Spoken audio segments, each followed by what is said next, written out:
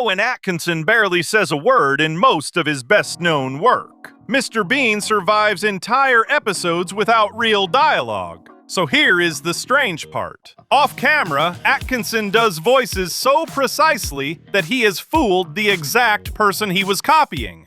More than once, more than a decade apart, on live television.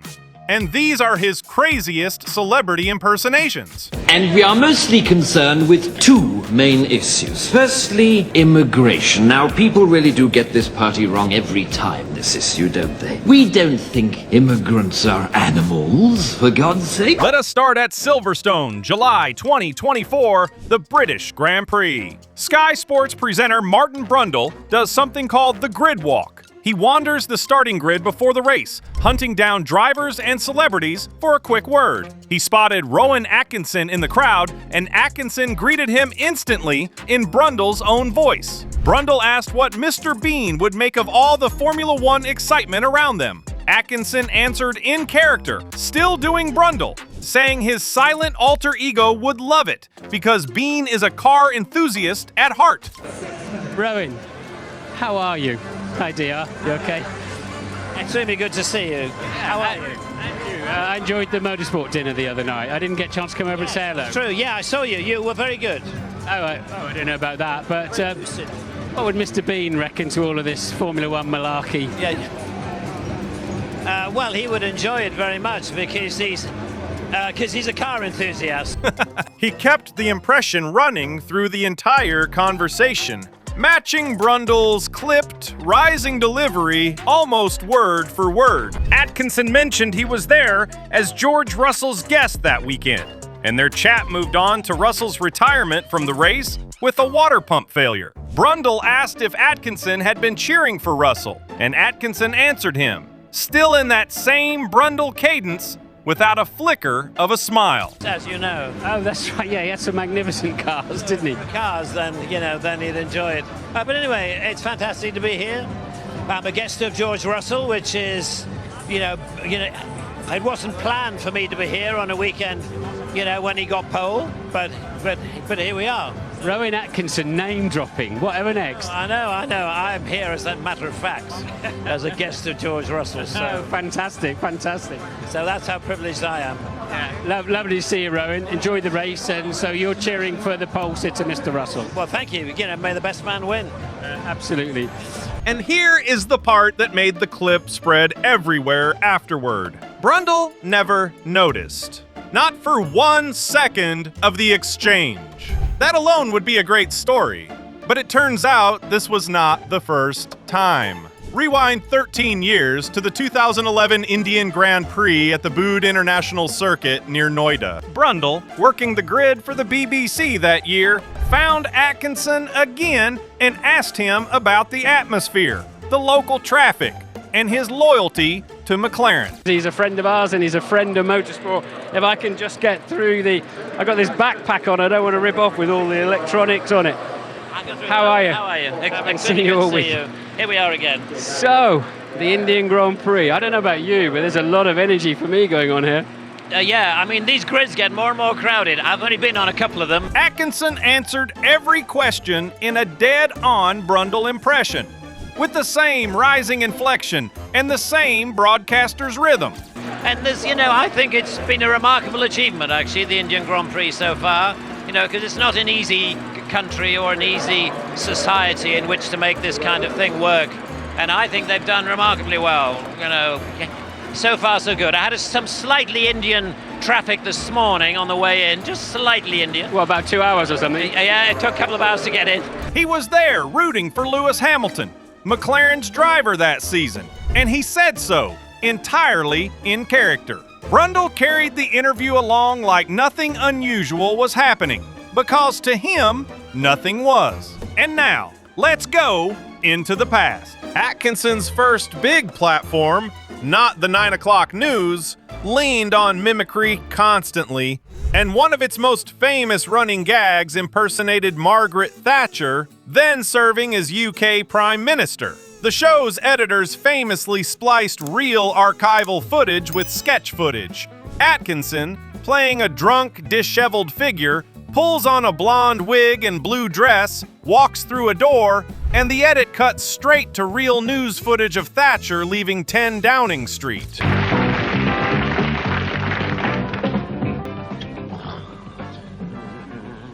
One minute, please. 20 seconds, please.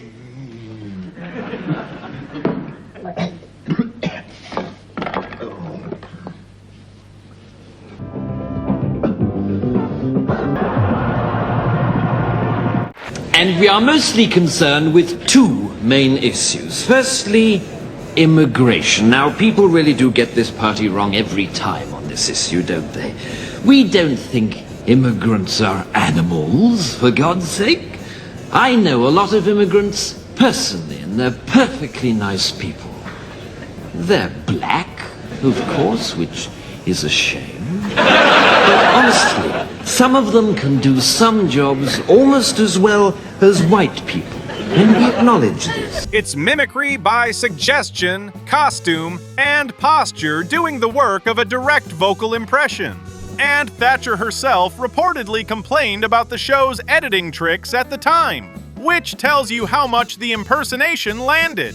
And on the other hand, on the Graham Norton show, Atkinson told a story about visiting a Land Rover parts shop where a member of staff stopped him to ask if anyone had ever mentioned that he looked exactly like Mr. Bean. Here you are, you're back as Johnny English in this third movie.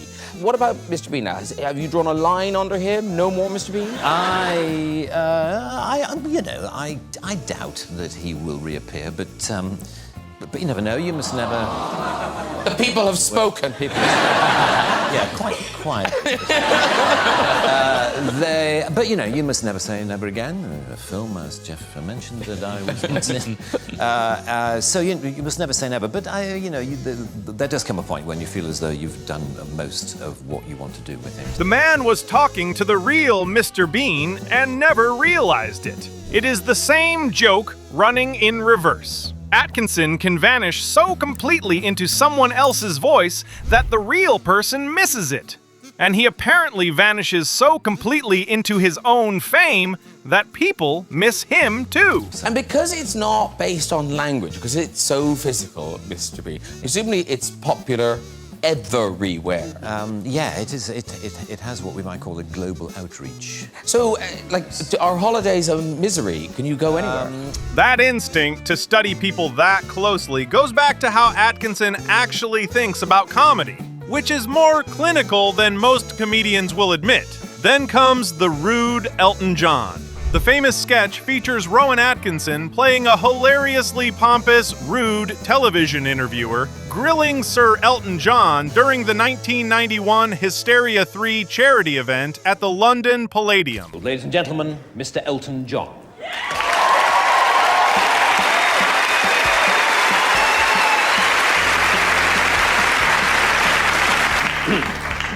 Elton. Do you mind if I call you Elton? No, it's fine. Good.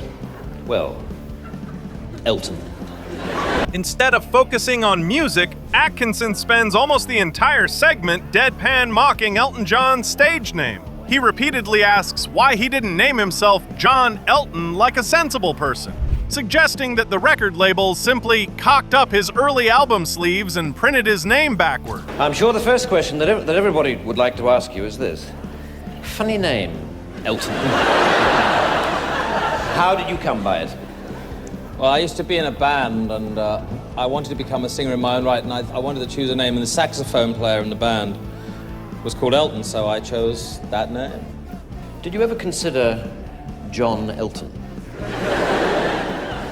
Moving on November 19th, 1984, Atkinson performed at the Royal Variety Performance at London's Victoria Palace Theatre in a show attended by the Queen Mother, Prince Charles, and, for the only time she ever did that particular show, Princess Diana. Afterward, during the traditional lineup where the royal guests greet the performers, Diana stopped to talk with Atkinson, and they literally started impersonating each other.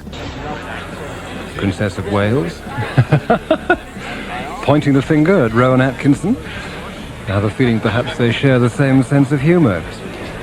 Now the Comedy Tonight lineup, that's Paul Nicholas, with Billy Dainty and Jimmy Cricket on the far side. Atkinson's other famous encounter had nothing to do with royalty and everything to do with horsepower. On October 27, 2011, he made his only appearance on Top Gear's Star in a Reasonably Priced Car segment opposite Jeremy Clarkson. It wasn't an impression this time. It was Atkinson simply being the one celebrity on the show who actually knew what he was talking about. There's somebody there called Bob.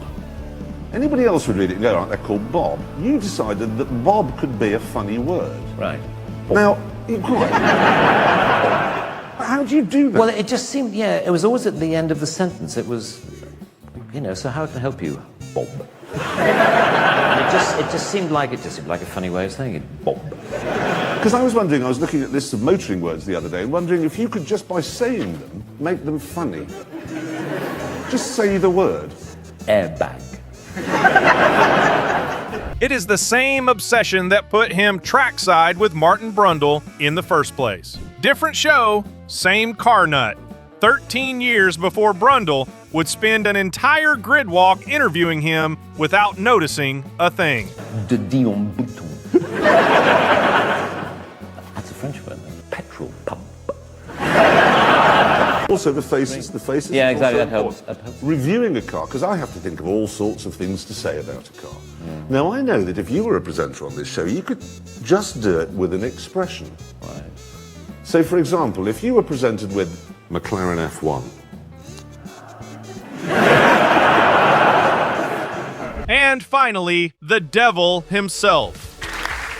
Hello. It's nice to see you all here.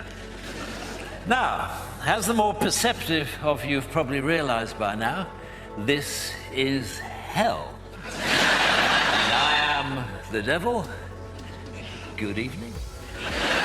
Toby the Devil is the central character in Rowan Atkinson's iconic stand-up monologue titled A Warm Welcome. First performed during his 1980s and 1990s live stage tours, Atkinson portrays a polite, bureaucrat-like Satan welcoming a brand new batch of souls to hell. He treats eternal damnation with the mundane casualness of a hotel manager or a tour guide checking in a large group of people. Atkinson walks onto a dark, smoky stage wearing a slick suit and a pair of subtle devil horns. But you can call me Toby, if you like. We try to keep things informal here, as well as infernal. That's just my little joke. Now, you're all here for eternity, which I hardly need tell you is a heck of a long time. And that is Rowan Atkinson at his best. So which impression do you think was better? Drop your pick in the comments and subscribe to catch more videos like this one. See you soon!